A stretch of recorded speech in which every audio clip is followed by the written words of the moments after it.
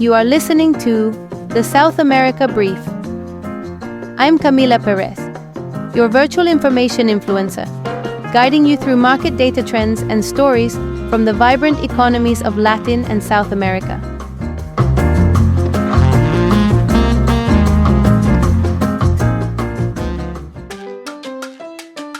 Hello and welcome to the South America Brief. I am Camila Perez, Market Intelligence Specialist for Latin and South America at InfoBroker World. Today I would like to take you into one of the most sensitive and strategically important trade discussions linking Europe and South America. A process that has been unfolding for almost 3 decades and that once again finds itself at a decisive crossroads. The EU Mercosur Agreement is politically negotiated, economically meaningful, and yet still unresolved. Not because of missing data or technical obstacles, but because of political hesitation and internal tensions within Europe.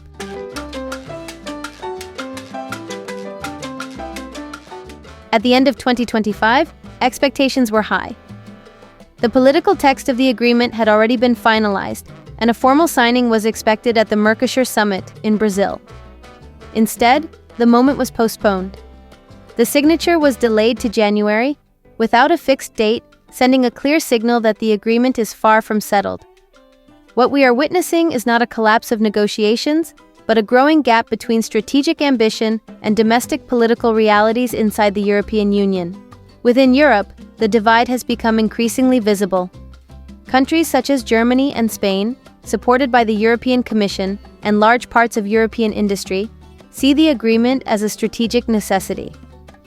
For them, Mercosur represents access to growing markets, a chance to diversify trade relationships in an increasingly fragmented global economy, and a way to strengthen Europe's geopolitical relevance beyond its traditional partners. In sectors like automotive, machinery, chemicals, and energy, the economic rationale is clear and long-term. At the same time, a de facto blocking coalition has formed, led by France, and supported by Poland, Hungary, and Austria. In France, the debate has moved far beyond trade policy. Strong agricultural lobbies and widespread farmer protests have turned the Mercosur agreement into a domestic political issue.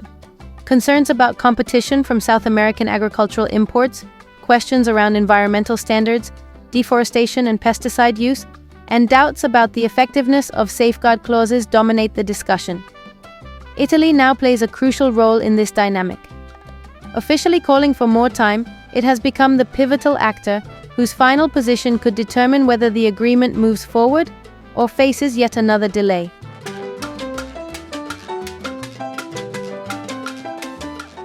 Across the Atlantic, reactions are marked by a mix of frustration and pragmatism. For Mercosur countries, this agreement is not only about tariffs or quotas. It is about credibility, long-term investment planning, and international positioning.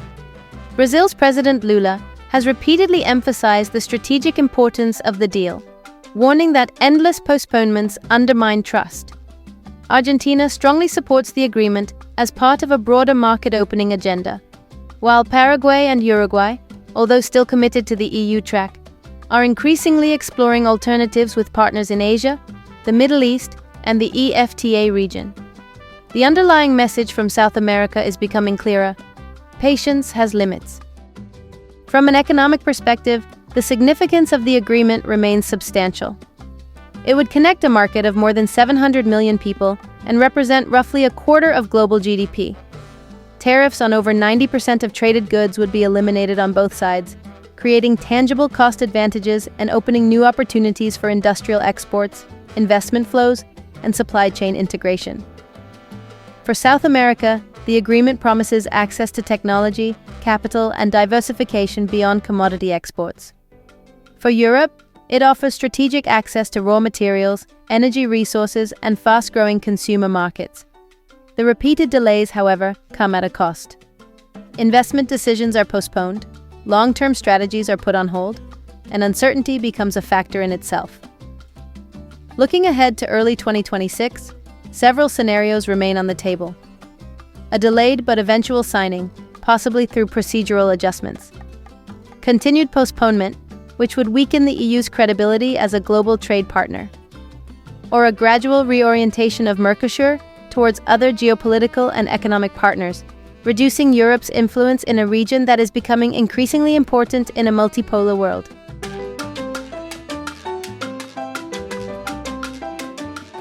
For companies and decision-makers, the key takeaway is not to wait for political clarity, but to prepare for multiple outcomes.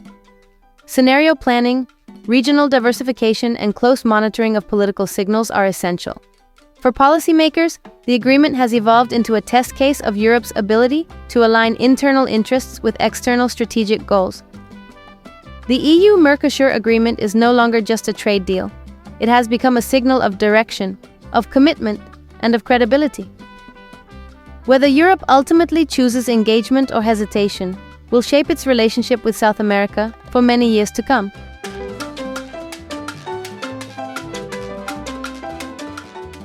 Thank you for spending these minutes with me today. I appreciate your time and your interest in the region. If you would like deeper analysis, concrete data points, or sector-specific insights, you will find more at infobrokerworld.com. And if you have been following these developments as closely as we have, I would love for you to stay with us for the next edition of the South America Brief. I am Camila Perez. Take care, and until next time.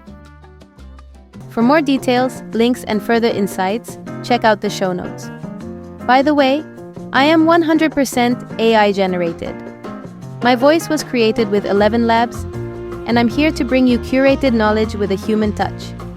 This podcast is powered by InfoBroker World, your partner for market intelligence and custom research on Latin America.